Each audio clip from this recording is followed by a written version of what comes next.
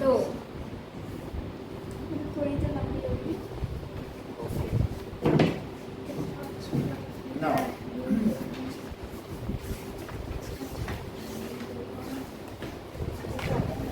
so uniform circular motion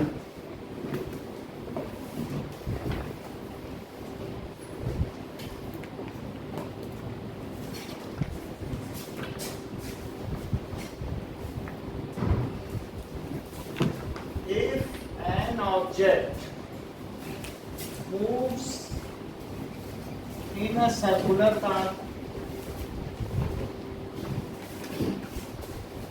with constant speed.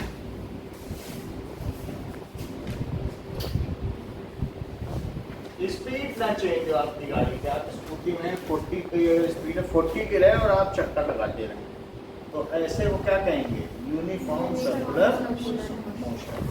So then it is called uniform circular motion.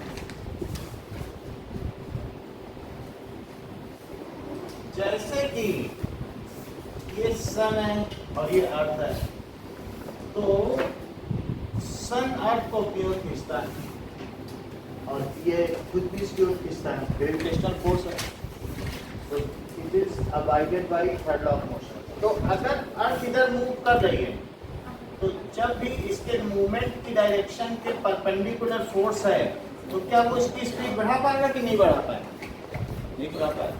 भाई कोई चीज़ ऐसे जा रही है, कोई चीज़ ऐसे जा रही है और ये ऐसे जा रही है, कोई इस पर इधर फोर्स लगा है, तो सिर्फ उसकी डायरेक्शन बदलेगी, उसकी स्पीड थोड़ी बदलेगी. अगर मान लो एक बस है जो पीछे से धक्का देगा, वो तो उसको बढ़ा पाएगा, लेकिन कोई कहे कि मैं तो इधर से धक्का दे रहा हूँ बस को, तो क्या वो स्पीड बढ़ा पाएगा, कहेगा हमको भी इनाम दो, तो उसको कोई इनाम नहीं देगा. तो अगर यहाँ से कोई फोर्स लगा है तब इसकी स्पीड बढ़ सकती है, लेकिन चल को इधर है परपेंडिकुलर फोर्स लगा है, तो फिर उसकी स्पीड नहीं बढ़ेगी, सिर्फ क्या चेंज होगी, डायरेक्शन. तो ऐसी स्थिति में ये अर्थ इधर मूव करने लगी क्योंकि किसी ने इसको उधर धक्का दिया. फिर जब इधर आई है तो अब सन ने कहा अब मेरी तरफ फिर से आओ, तो जहाँ इधर रही थी लेकिन सन ने अपनी ओर खींचा तो भी इधर आ गई. अब जब इधर आई तो सन ने कहा नहीं ऐसे आओ, तो अब ये जहाँ इधर रही थी ऐसे आने लगी. तो इस तरीके से इसका जो मोशन है वो कैसा बन गया, circular motion. What does it mean by circular motion and what is the force acting on it? The direction of force always acts on that object is towards its center, and such force is called centripetal force. जो force centre की ओर directed हो object पर, तो उसे क्या कहते हैं, centripetal force. तो इस तरीके से वो सिर्फ उसकी डायरेक्शन बदलेगा और हर पल बदलेगा, उसे सीधा नहीं जाना है, हर मोमेंट पे उसे क्या है, मुड़ना है, फिर मुड़ना है, फिर मुड़ना है, तो मुड़ते ही जाना है कि नहीं. तो इसलिए एवरी पॉइंट पे थोड़ा थोड़ा मुड़ना है, तभी तो सर्कुलर पाथ है. आप अपनी जब भी चक्कर लगाती हो सर्कुलर पाथ में थोड़ा घूमा रहता है कि नहीं आपकी. तो इस तरीके से इन uniform circular motion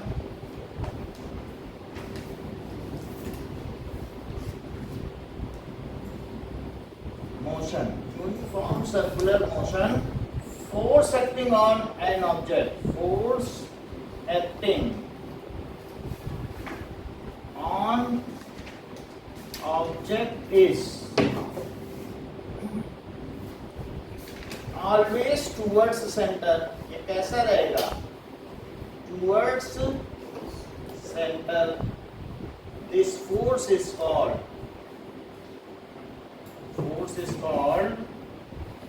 centripetal force. Centripetal force. Centripetal का मतलब है डायरेक्टेड टुवर्ड्स सेंटर. अब जरा देखो, एक ऑब्जेक्ट है 2 kg का है और वो एक सर्कुलर पाथ में मूव कर रहा है. कैसे मूव कर रहा है, मान लीजिए आपने उसको धागे से बांध दिया और घुमा रहे हैं, पत्थर को ही घुमा रहे हैं, तो सर्कुलर पाथ मूव कर रहा है कि नहीं. तो उसके ऊपर जो धागा खींच रहा है, जितने वो दूर भागना चाहता है लेकिन धागा खींच लेता, नहीं तो मेरी तरफ रहो, धागे पे टेंशन आती है कि नहीं. तो 2 kg का ऑब्जेक्ट अगर इस तरीके से घूम रहा है तो उस पर हमें एक फोर्स लग रहा होगा, यहाँ है तो भी एक फोर्स लग रहा होगा, अगर यहाँ आ गया तो भी एक फोर्स लग रहा होगा, क्या सेंटर पे? तो चाहे वो जहाँ भी जाएगा उसके ऊपर एक फोर्स लगेगा। बात समझ में आ गई? अगर उस पर लगने वाला फोर्स, मैं मान लेता हूँ कि 10 न्यूटन का फोर्स लग रहा है, धागे पे मैंने टेंशन ना दी, कुछ ना करो, आप स्प्रिंग बैलेंस पे लेके घुमाओ तो स्प्रिंग बैलेंस की स्प्रिंग खींचेगी कि नहीं? तो उस पर मेजरमेंट आ जाएगा कि कितने का टेंशन स्प्रिंग बैलेंस में लटके हुए हैं सारे। तो स्प्रिंग बैलेंस से तो हमने दिखाया है कई बार आपको, तो उससे आपको पता चल जाएगा। तो क्या आंचल आप ये मुझे बता सकती हैं कि सेंटर की ओर लगने वाला एक्सीलरेशन कितना होगा? सेंटर की ओर 9.8। करेक्ट। जैसा कि आंचल ने बताया और इन्होंने इसके लिए किस चीज का यूज किया? F is equal to m, second law of motion, क्योंकि ये वेरी बेसिक है। तो that is second law of motion. और ये मन ही मन में इन्होंने निकाल दिया, इसके लिए कुछ भी इन्होंने कदम तक नहीं चलाई, क्योंकि मैं देख रहा था और तुरंत इन्होंने बता दिया कि 5 मीटर पर सेकंड स्क्वायर। अब कितने कमाल की बात है, माइंड में ही निकाल दिया इतना सब कि क्यों? क्योंकि जिसको F is equal to ma आता है, बहुत बेसिक चीज है सेकंड लॉ ऑफ मोशन, वो कहीं गलत कर ही नहीं सकता। 9 के बच्चे तो कभी गलत नहीं कर सकते। क्यों? क्योंकि F10 मास 2 सर 5 मीटर पर सेकंड स्क्वायर, कितनी आसान तरीके से आपने खुद ही देखा सामने की। तो इस तरीके से हमने क्या देखा कि what does it mean by centripetal acceleration. अब मैंने एक्सीलरेशन निकाल लिया, तो आप मुझे बताइए problem, what does it mean by centripetal acceleration. और ये सब इनके टेक का नतीजा है। अगर हाथ का टेक ना होता तो क्या ये बता पाती? हाँ बोलो। Uniform circular motion, force acting on centripetal acceleration. So centripetal acceleration आपने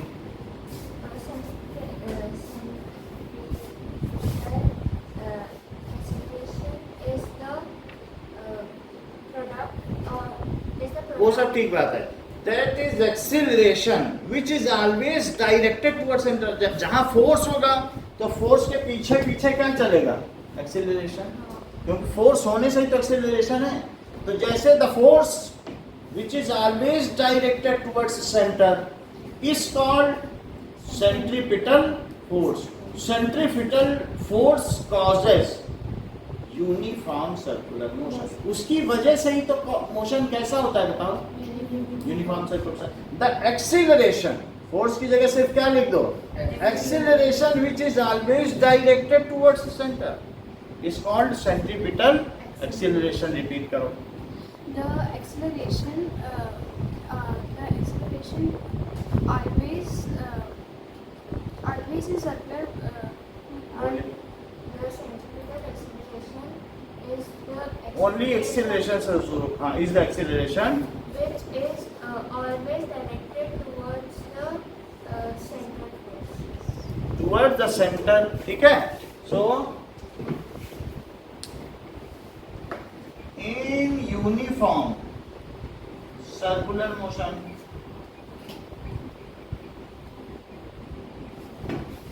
acceleration is always directed towards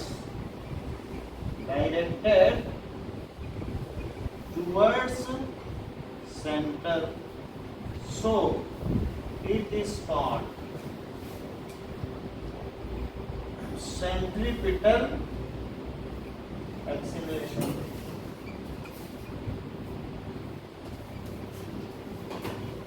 now question पूछा जा रहा है, why does the speed of object does not change in uniform circular motion, तो force is always acting on it. Sun force लगा रहा है कि नहीं उस पे, तो उसकी स्पीड क्यों नहीं बदल रही? व्हाई डज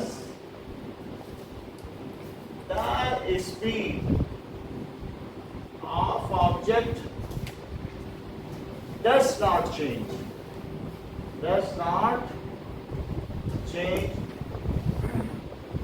दो का मतलब यद्यपि, तो force is always acting on it. Answer, इसका आंसर बताओ कि अगर कोई चीज सर्कुलर पाथ में मूव कर रही है तो उसकी स्पीड क्यों नहीं चेंज होती? उसमें फोर्स लग रहा है, जैसे ग्रेविटेशनल फोर्स ही लग रहा है पूरा, तो उसकी स्पीड क्यों नहीं चेंज हो रही है? बोलो। सो फोर्स, हाँ बोलो, force acting on object is always perpendicular to its velocity. वो चाहे कहीं भी अर्थ चली जाए तो उस पर अगर स्पीड के परपेंडिकुलर फोर्स हुआ तो क्या वो उसकी स्पीड चेंज कर पाएगा? सिर्फ वो उसकी क्या चेंज कर पाएगा? Direction. So force always acts, इसमें जो फोर्स एक्ट कर रहा है वो किसके परपेंडिकुलर है? वेलोसिटी के। तो इसलिए so it does not change its speed however changes its direction। ठीक है, देखो, force acting on object does not change its speed as it always, जो F है, F is always perpendicular, किसके परपेंडिकुलर है?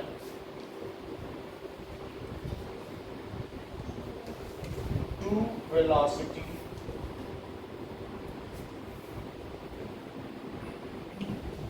It only changes its direction, changes its direction।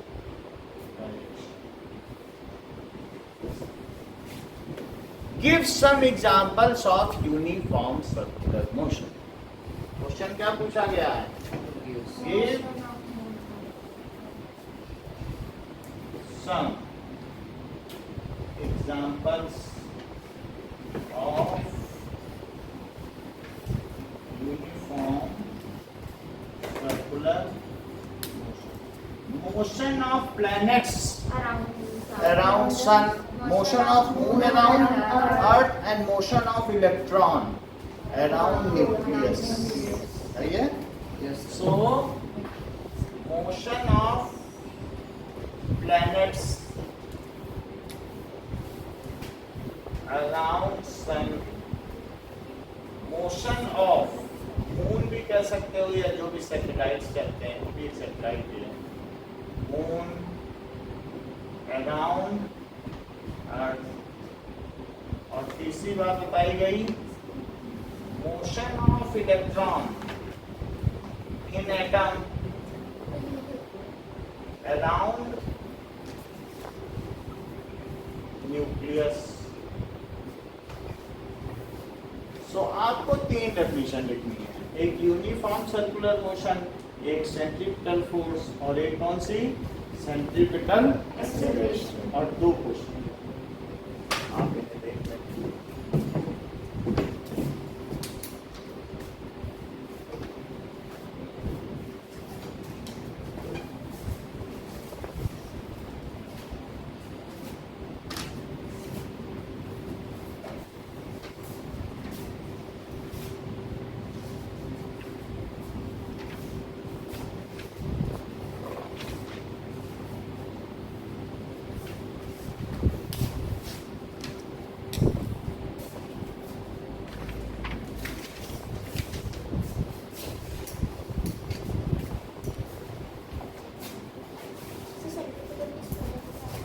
Centripetal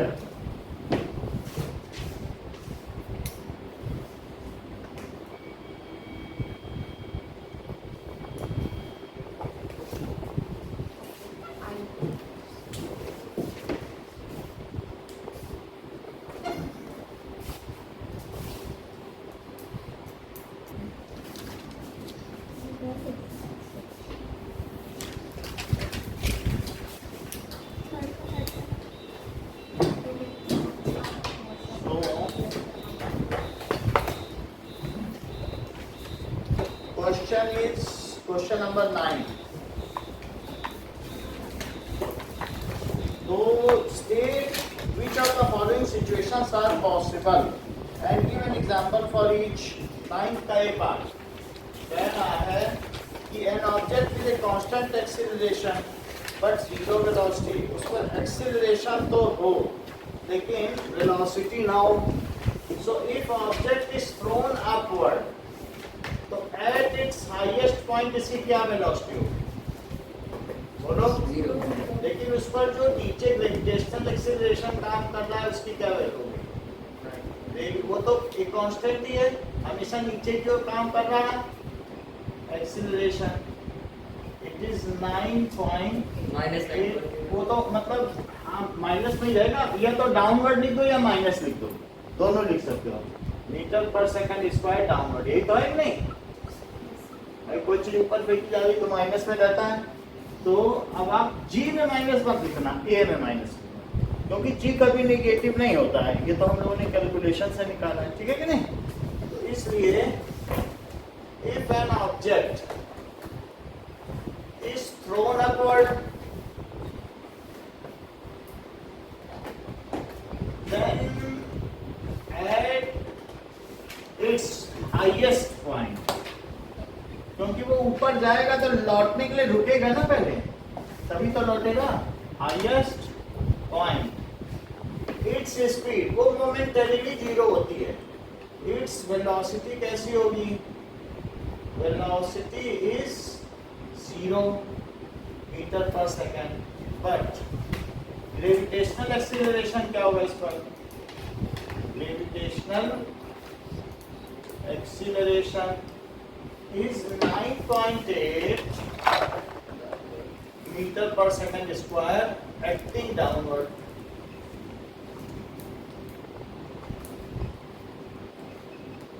तो वही चीज पूछ रहा है कि एक्सीलरेशन तो लेकिन वेलोसिटी ना हो। An object moving in a certain direction with an acceleration in perpendicular direction. Srishti, बताओ ऐसा कोई एग्जांपल आपके मन में आ रहा है?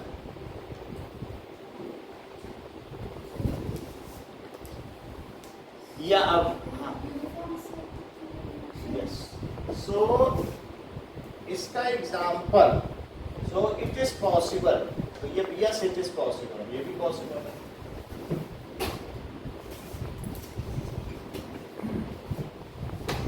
In uniform circular motion, uniform circular motion, for example that is revolution of earth around sun. जब कोई चीज अपनी एक्सिस पर घूमती है तो उसको रोटेशन कहते हैं, और जब वो किसी के चारों ओर घूमती है तो उसको क्या कहते हैं? तो ये रिवॉल्यूशन है। और उसका अपनी एक्सिस पर घूमना क्या है? Rotation. So here it is revolving around sun. So revolution of earth around sun,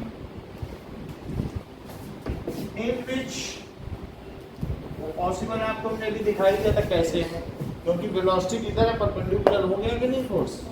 now 10th question. 10th question क्या कर रहा है? An artificial satellite is moving in a circular orbit. जैसे मून ही नहीं है, इनसेट भी, इनसेट 1 भी, ऐसे कई हमने सैटेलाइट भेजे हैं आर्यभट्ट और दिए हैं, तो वो सैटेलाइट आपके चारों चक्कर लगाते हैं। तो ऐसे ही एक आर्टिफिशियल सैटेलाइट है, वो इसके चारों तरफ चक्कर लगा रहा है, सर्कुलर ऑर्बिट, और उसका रेडियस क्या है? इस रेडियस में चक्कर लगा रहा है 42250 किलोमीटर, काफी ज्यादा है। Calculate its speed. अगर ये 24 घंटे में एक चक्कर लगा लेता है तो इसकी स्पीड बताओ।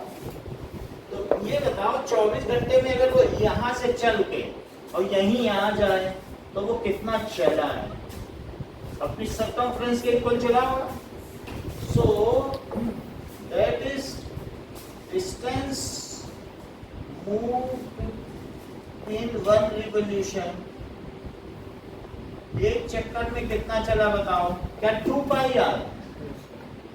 तो 2 पाई आर का क्या मतलब है? 2 × 22/7 और इंटू ठीक है, जो भी उसकी स्पीड हो वो लिख लो 42250 आर की वैल्यू, ये 3.14 लिख लीजिए क्योंकि कटना तो है नहीं, और 42250 ये तो डिस्टेंस मूव है, तो ये 6.28 हुआ और इंटू 4225 ये चीज किलोमीटर में होगी। और ये कितने घंटे में कर पाता है? 24 घंटे में। टाइम टेकन क्या है? Time taken 24 hours. 24 आवर्स। जैसे जैसे अर्थ मूव करे उतने में ही सैटेलाइट को भी मूव करना है साथ में, तभी तो भारत के ऊपर रहेगा। अगर वो 23.5 में रहेगा तो अमेरिका की खोजबीन करने लगेगा, तो हमें क्या फायदा इतना महंगा सैटेलाइट। हमारे साथ साथ चले तब हमारा मित्र है, हमारी जानकारी। तो इसलिए जो इस तरीके के सैटेलाइट्स होते हैं, आर्टिफिशियल सैटेलाइट्स, वो हमारे साथ ही घूमते हैं अर्थ के साथ ना।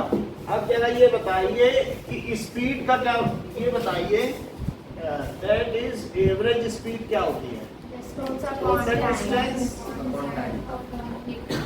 Time taken, total time taken, total time. तो टोटल डिस्टेंस तो हमने देख लिया, एक चक्कर में ये कितना चला 6.28 और इंटू 422 ये किलोमीटर में चला, और आवर कितना लिया 24 आवर। तो 24 में से अब इसको कट करो, 2 से तो कट हो जाएगा, 2 से कट होगा तो 12 आ जाएगा, और ये 3.14 आ जाएगा। एक बार और 2 से कट करो 6 आएगा, तो ये क्या 1.57 अभी भी कर सकता है। तो ये कितना आया 2 से 3 आ गया, तो 21125 आ गया। अब नहीं करेगा, अब तो नहीं कर सकता ना, 3 से वो कर सकता है ना वो, इसलिए हम ऊपर का ऊपर मल्टीप्लाई करेंगे, फिर 3 से डिवाइड करेंगे। 21125 को किससे मल्टीप्लाई करो 1.57, 7 5 जा 35, 7 2 जा 14, और 7 1 जा 7, 7 1 जा 7, 7 2 जा 14, 5 से करो 5 5 जा 25, 5 2 जा 10, 5 1 जा 5, 5 1 जा 5, और 5 2 जा 10। अब 1 से करो तो 2 1 1 2 5, so that is equals to 5 2 1 1 2, so 5 आ गया, कैरी कर लो 1, 10 5 15 16, फिर कैरी करो 14 2 16, 1 कैरी करो ऐसे 11, 1 1 1 1 2 और 1 कैरी तो 3 और 3, और 2 डिजिट पहले decimal, so that is 33166 point और अपॉन 3 किलोमीटर बराबर 3 से डिवाइड, 3 1 जा 3, 3 1 जा 3, 1 अभी दिखा है लेकिन नहीं जा रहा है, तो 0 लगा दें और 6 ले लें, तो 5 15 1 आया और 6 आया, फिर 5 लो तो 15 1 आ गया 2 आ गया, चूंकि डेसिमल के बाद का डिजिट लिया तो डेसिमल लगा दें, 3 4 जा और 5 बच गया, तो 3 1 जा, अभी भी 2 बच गया तो 6, that is 11055.416 kilometre per hour. बात समझ आ गई? तो इस तरीके से the average speed of satellite क्या हो गई, इतनी हो गई। पीछे मीटर पर सेकंड में दिया लेकिन करने की जरूरत है। अब देखो जी, ठीक है, इतनी बात हो गई। अब हम नेक्स्ट क्वेश्चन करते हैं, क्वेश्चन नंबर 6।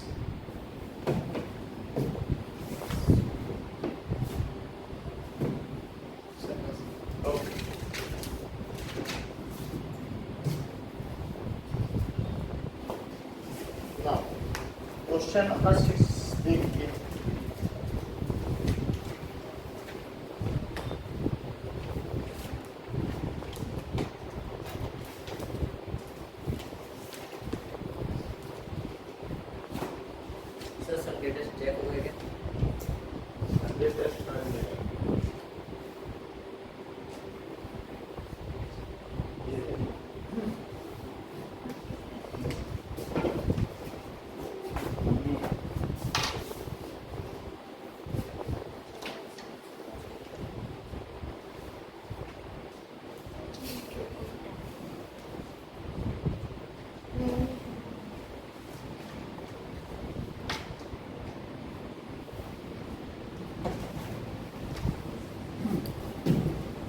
जैसे मान लो कि 1 2 3 4 1 सेकंड 2 सेकंड 3 सेकंड और 4 सेकंड और एक किसी की एक पोजीशन दे दें यानी डिस्टेंस, ये टाइम है।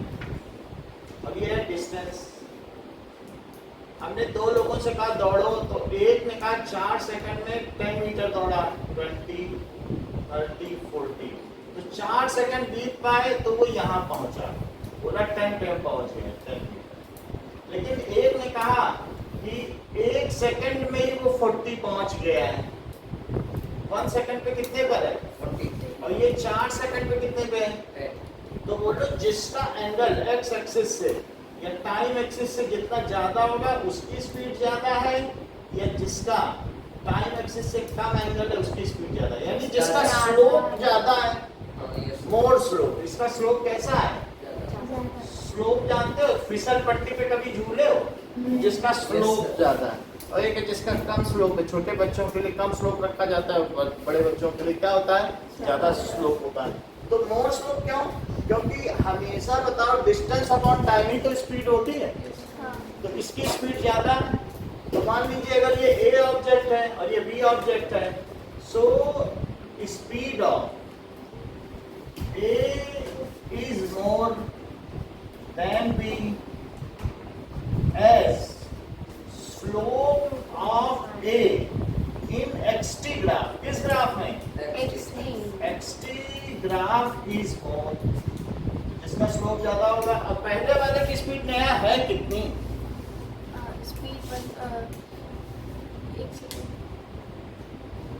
मुझे मालूम नहीं है इसलिए पूछ रहे हैं, मेरी हेल्प करो। अब नहीं 40 मीटर पर सेकेंड, क्योंकि डिस्टेंस अपॉन टाइम स्पीड होती है, उधर लिखा आपने, लगता है उधर से देख लिया है। दूसरे की क्या स्पीड है,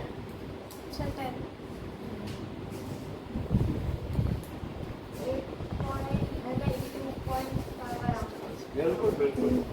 जैसे आपने कहा V A is equals to distance upon time, तो कितना डिस्टेंस चला, 40 चला, और कितने टाइम में चला, 1 सेकंड, तो 40 मीटर पर सेकंड आपने बता दिया। और सेकंड की नेहा ने बता दी। तो जब दो लोग मिलकर काम करते हैं तो वो काम अच्छा हो ही जाता है। जैसा कि नेहा ने बताया कि सर यहाँ 10 रख लीजिए और यहाँ 4 रख लीजिए, और उन्होंने 2.4 बोलो, सही बताई? Yes sir. तो इसके लिए हमें नेहा का धन्यवाद देना होगा। अब हम क्वेश्चन पर आते हैं। 6 क्वेश्चन नहीं था लेकिन इसी के बेस पर है कि एक ग्राफ बनाया जिसमें डिस्टेंस है और टाइम है। अब देखिए इन्होंने बताया है कि 0.4 0.8 ऐसे धीरे धीरे चल रहा है, तो 0.4, जब ये आवर में है, सेकंड में नहीं होते, कितने में है, आवर, 0.4 आवर, 0.8 आवर, 1.2 आवर और 1.6 आवर। तो स्कूल इनका 12 किलोमीटर डिस्टेंस पर है, जहां मैं खड़ा हूं वहां से 12 किलोमीटर। तो 4 6 और 12 ये किलोमीटर में है। मैं यहीं से देख रहा हूँ अपनी छत से खड़े खड़े, और ये स्कूल है इनका। तो मैं अभी से देख रहा हूँ, मैं यहाँ पे, मैं ये मेरा घर है और यहाँ पर मैं खड़े खड़े छत से देख रहा हूँ कि देखें ये अलग अलग लोगों का घर है। तो जहाँ मैं खड़ा हूँ वहीं पर मेरे घर के नीचे से एक लड़का गुजरा 0 सेकंड में, और वो स्कूल कितनी देर पहुँच गया, बी, जरा देखो तो कितनी देर में पहुँच गया, बी पहुँचा है करीब करीब 1.4 आवर। तो स्कूल पहुँच गया, बी यहाँ से चला और यहाँ से चलते चलते चलते चलते स्कूल पहुँच गया। इसको कितना समय है, ये 12 किलोमीटर है और ये 4 किलोमीटर है, ये 8 किलोमीटर है, और वो मेरे घर से 12 किलोमीटर पे दूर है। तो जो बी है उसने कितना, ये बी है, तो बी ने कितना समय लिया स्कूल पहुंचने में, जरा चेक तो करो। चल तो पहुंचा है, तो क्या ये 1.2 और 1.6 के बीच में बी, तो वो 1.4 आवर लिया कि नहीं, बोलो। अब कहाँ से चला, यहीं से चला, जीरो डिस्टेंस है। अब पहुंचा टल तक कितने में पहुंचा, ग्राफ में दिख रहा है कि नहीं। यहाँ से चला और देखो यहाँ पे चढ़ो, तो यहीं पे स्कूल, तो बी का ये ग्राफ है कि नहीं, तो बी कितनी देर में पहुंचा है देखो जरा, मतलब 1.4 तो ले ही सकते हैं ना इसको। तो बी पहुंच गया 1.4 आवर और 12 किलोमीटर, सही बी चला। और जरा देखो, ये बी था, सी कहां से चला, मैंने देखा कि सी का घर मेरे घर से थोड़ा दूर है, वो 2 किलोमीटर पर था। सी का घर ये है, सी यहां से चला, ये 2 किलोमीटर। कितने से चला, अब वो भी पहुंच गया स्कूल, वो कितनी देर में पहुंचा, क्या 1.8 पे पहुंचा, मतलब 2 से चला और उसने कहा भाई मैं तो धीरे धीरे चलता हूँ और मैं कितनी देर पे पहुंचूंगा, यानी इसके भी और आगे पहुंचा क्या, देख लो 2 से चला, अब कब पहुंचा, स्कूल सभी को जाना है, ऐसा नहीं कि स्कूल के बाहर रह जाना, सब स्कूल पहुंच रहे कि नहीं, लेकिन ये कितने पे पहुंचा 1.8 या 9, अपने मन से कुछ देख लो, उससे हमें ज्यादा लेना देना, कोई ग्राफ सही समझ, जो आप 9 बोलो 9 लिखते हैं, मुझे उतना पता नहीं है ना, वैसा कोई कैलकुलेशन आपसे कराया जाएगा, बस ये एक कंपैरिजन है। सिर्फ प्रवीण इतना बता दो कि बी का स्लोप ज्यादा है कि सी का, कौन डंडी ज्यादा तिरछी खड़ी है और कौन वैसे, बोलो। तो बी तेज चल रहा है और सी धीमे चल रहा है कि नहीं। चलिए, और ए के बारे में जरा देखो, क्या ए 6 से चला है, और 6 से चला है, और भी उसने कहा कि भाई हम तो बहुत धीमे चलते हैं, तो वो 6 से चलते हुए भी, ये 6 है, उसने कहा धीरे धीरे चलेंगे, वो 1.9 पे पहुंच गया, ये वो भी स्कूल चला ही गया, ठीक है। तो अब आप देख लो, वो 6 से चला यहाँ से कहीं से, और वो भी पहुंच गया, सब स्कूल पहुंच गए कि नहीं, बी भी पहुंच गया, सी भी पहुंच गया, ए भी, सब स्कूल पहुंच गया, लेकिन सब अलग अलग जगहों से चले और अलग अलग टाइम पे चले। तो आप मुझे बताइए ए का पार्ट कि तेज कौन चला, which of the three step सबसे तिरछा किसका, बी का सबसे ज्यादा, so B is travelling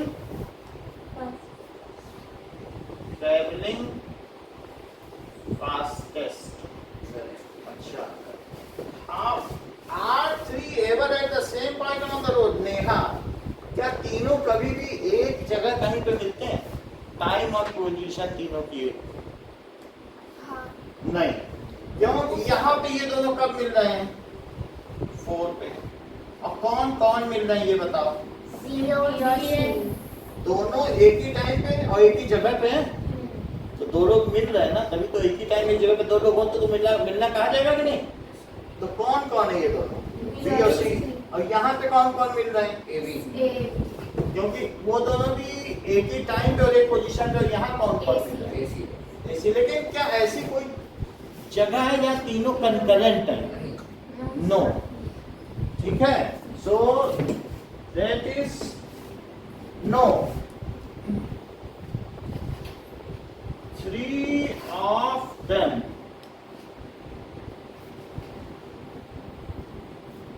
never meet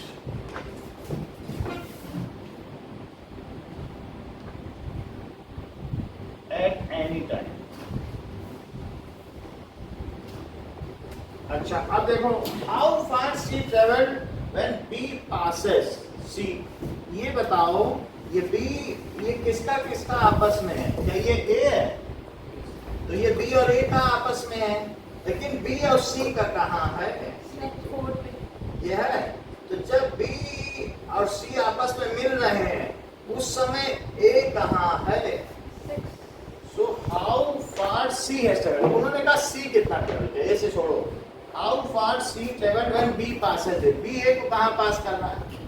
ये देख लो, बी और ए है। उस समय सी की जरा स्थिति तो बताइए। ये है सी, ये है किस नहीं सी, ये देख लो। तो सी ये किस पोजीशन पर है? जब ये इसको पास कर रहा है उस समय पर सी की क्या पोजीशन है? उसको नीचे गिरा और जरा अपने अपने ग्राफ में देखो सी वर्क कहाँ पे है उस समय, और हमें बता दो। जब बी ए से मिल रहा है उसी समय सी कहाँ 8 पे है? 8 पे है। जब बी ए से मिल रहा है, सही कहा आपने, बिल्कुल ठीक बात भी। जिसने भी ये बताया बहुत अच्छा कहा। सो एट 8 किलोमीटर उसी को नीचे गिराया, ठीक है। और देखो ये 8 आया, तो इसका मतलब है हमने क्या क्या लिखा है? 4। यहाँ क्या लिखे? देखो हमारे ग्राफ पे मत जाओ, हमने तो ऐसे बना दिया। आप अपने उस पर देखो, उस लाइन को गिरा के देखो, कोई मैंने मेजरमेंट तो लिया नहीं है ना। तो उसी को नीचे गिराओ और नीचे गिरा के ये देखो ये कहाँ जा रहा है। ये जा, समझ में आई बात कि नहीं? इसी को नीचे गिराओ और गिराने के बाद ये देख लो ये 8 आ रहा है कि नहीं? समझ में आया आपको बेटा? समझ में आया? इसमें से ये लाइन नीचे गिराइए और ये फिर ये जो सी है ना, सी को देखो। So when B passes A, B सबसे तेज चल रहा है। वो बी तो इतनी तेज चल रहा है, वो मुस्कुराते हुए पहले किसको क्रॉस करता है? बी मुस्कुराते हुए पहले किसको करेगा? सी को। बाय। फिर और तेज चलेगा, फिर ए मिलेगा। Bye. So when B passes ए,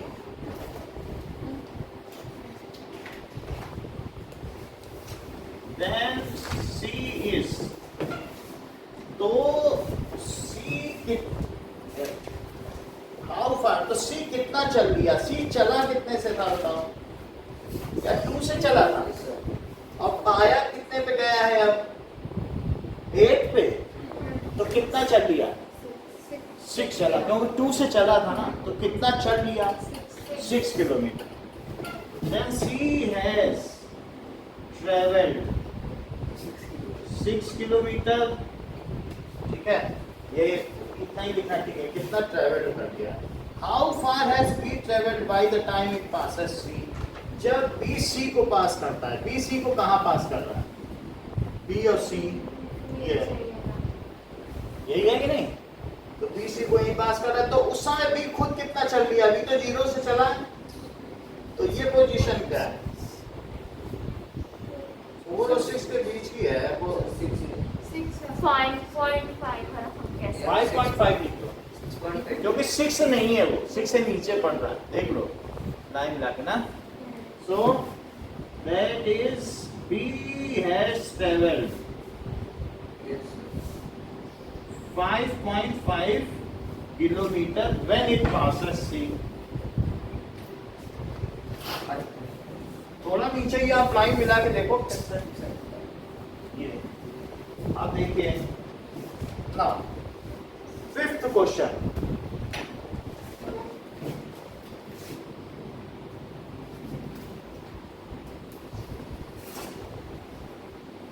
तो 5th क्वेश्चन में क्या कहा गया है? A driver of a car traveling at 52 kilometer per hour. Okay.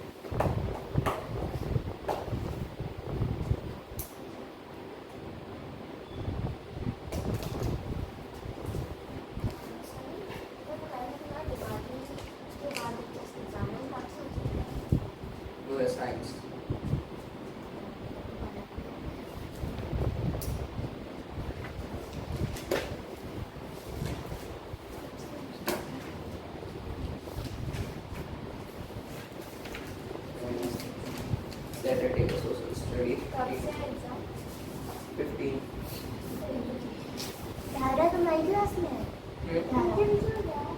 धारा एक फ्रेंड है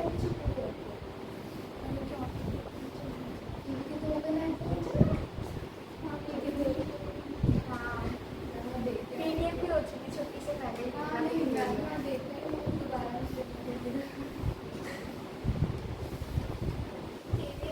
ज़्यादा डिफरेंस नहीं होता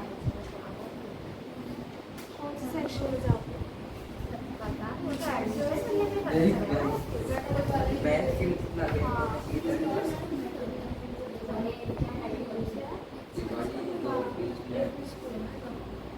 बनाना पड़ेगी बनाऊंगा एक ही दिन बनाऊंगा हमारी भी है हमारी होती है करते हैं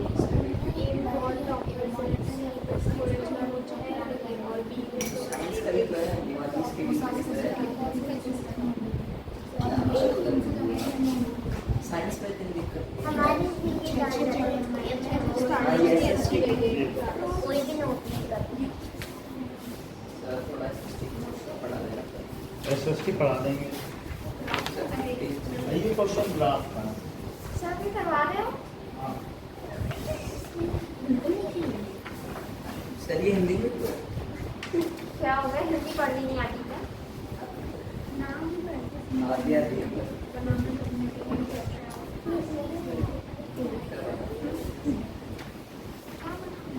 ये सर कोई क्यों चाहिए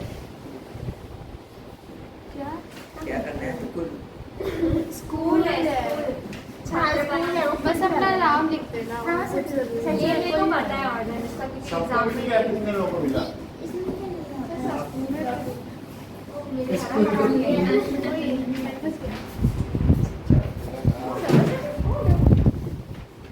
चलो Okay. A driver of a car is traveling at 52 km per hour, applies the brakes and accelerates uniformly in opposite direction. So, accelerate uniformly. Opposite direction में acceleration का मतलब समझते हैं? ब्रेक. Acceleration opposite होना है. Simply है कि break लगाना है. अगर acceleration opposite है तो क्या रुक जाएगा थोड़ी देर? अगर वो 52 किलोमीटर से चल रहा है तो वो 10 सेकंड में रुक रहा है. पढ़ो जरा सवाल. तो 52 किलोमीटर कितने सेकंड में रुक रहा है? 5 सेकंड में. ये सर 5 सेकंड अच्छा, दूसरा वाला ड्राइवर है वो 36 किलोमीटर पर आवर है. स्प्रिंट टाइप के रूप में ठीक कर.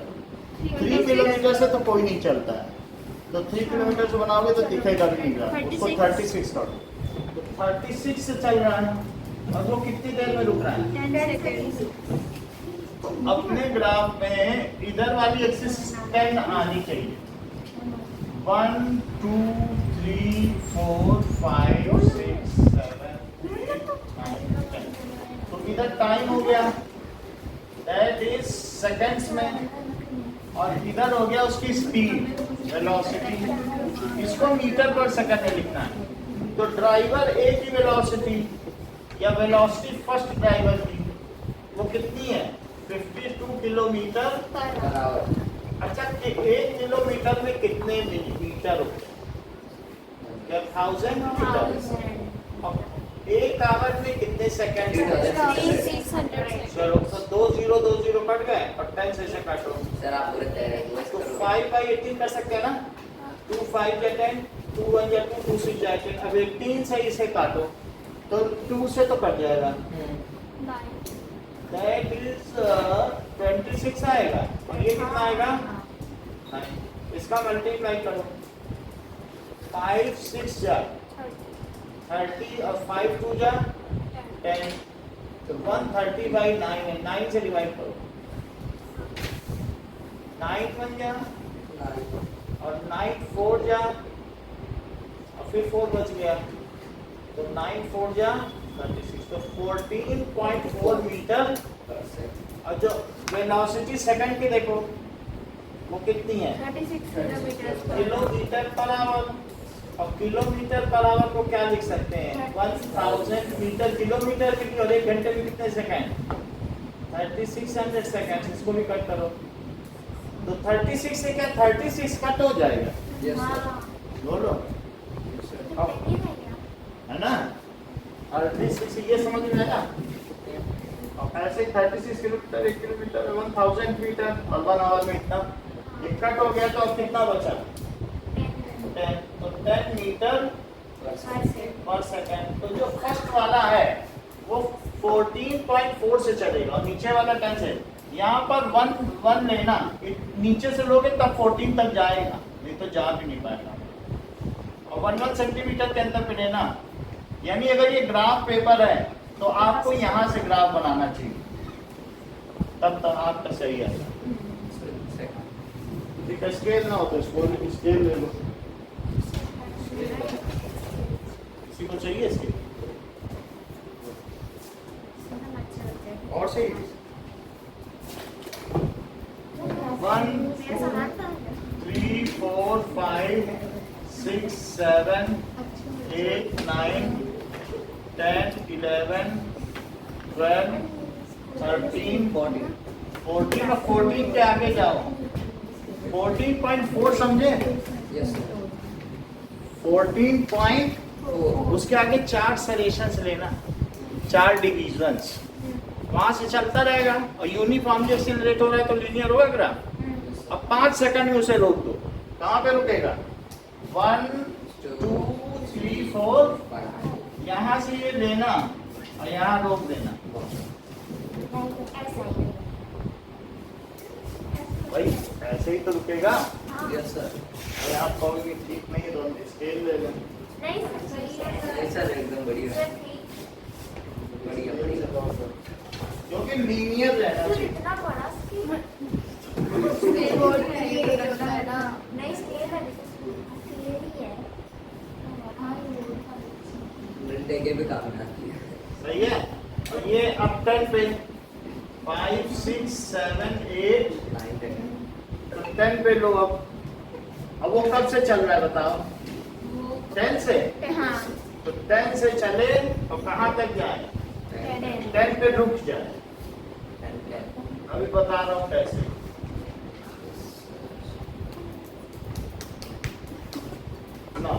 अब देखें कि इसकी स्पीड बोलो 0 सेकंड में, पहले t लिखा जाएगा ना, पहले x एक्सिस का कोऑर्डिनेट लिखा जाता है और फिर v, तो t 0 है तो इसकी स्पीड 14.4 है।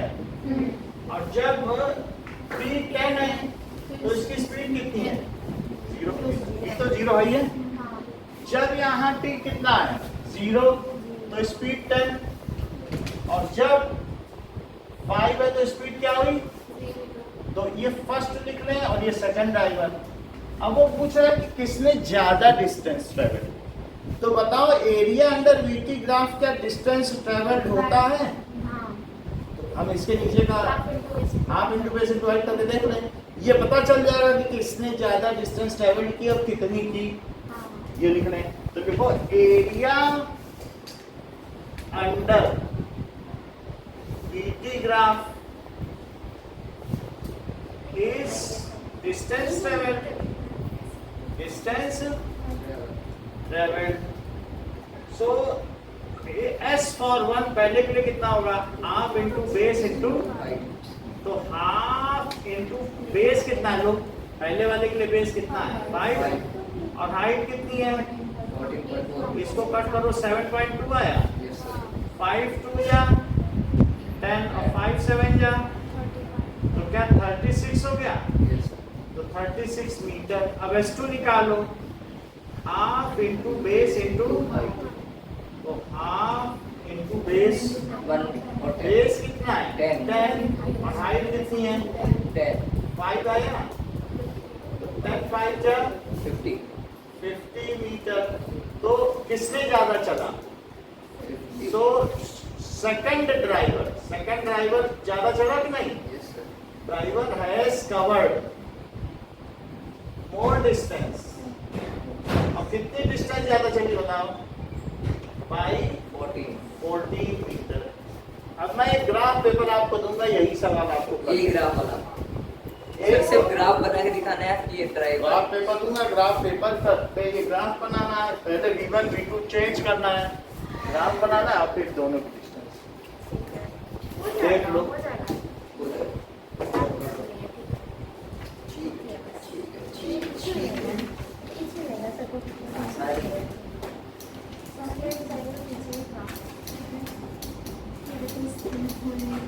कैंपस निकाला है पेंसिल है तेरे पास लेके आओ ये हिंदी में नाम लिख दिया अरे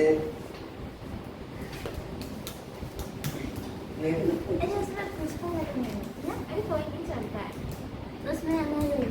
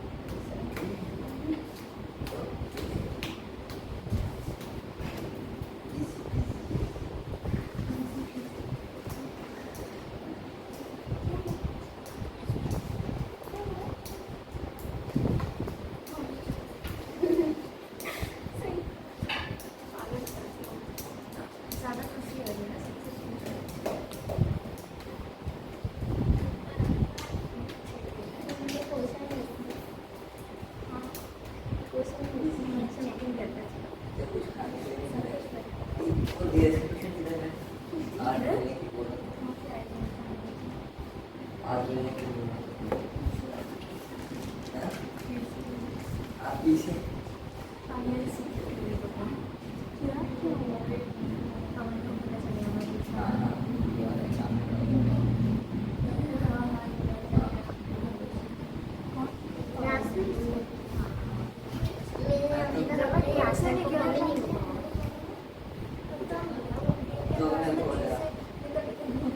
आगे लगे आज हम लोग बात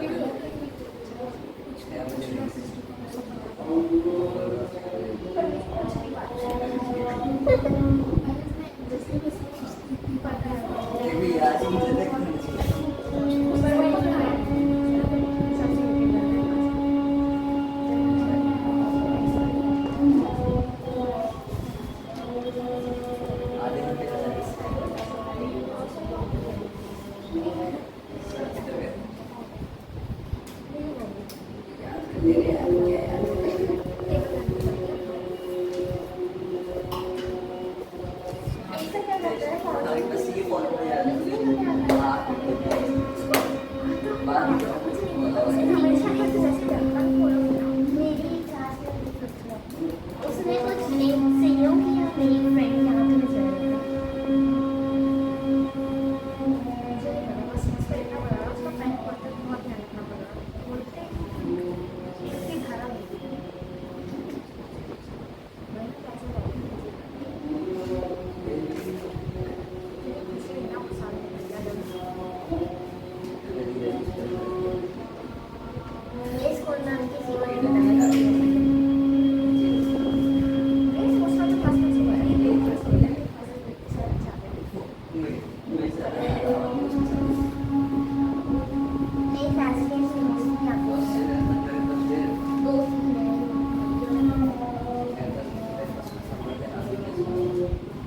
अब एक बार अपना ग्राफ दिखाइए सही बनाया मैंने नहीं बनाया। बनाया नहीं बनाया सब किसी ने बनाया है तो मैं दिखा दूं कि ऐसे बनाना देख लो ऐसे बनाना 1 सेंटीमीटर पे लेना कोई बात नहीं आप इसमें बना दीजिए बिल्कुल सही बनाया और शार्प पेंसिल लीजिए मोटी पेंसिल नहीं ले आप कटर ले लें उससे क्या होगा सही रहेगा चलो बाकी किसको ग्राफ चाहिए इनको ग्राफ दे देते हैं और तो सबके पास है ना चलो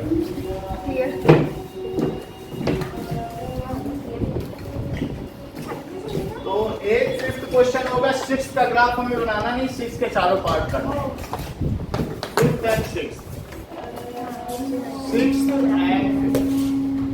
6th ये है ना ये तो लिख ही लोगे किसने क्या क्या किया 2 कर 6th and 5th हाँ उसी के पीछे कर देना सिक्स का कुछ ग्राफ नहीं बनाना, यही बात है। ओके प्लस नहीं हाँ।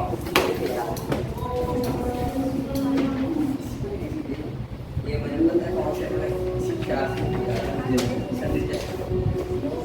चलो अब इसे हटा दें, हाँ से इसको बता दे इसे तो आपने देख लिया, ये तो क्वेश्चन करिए।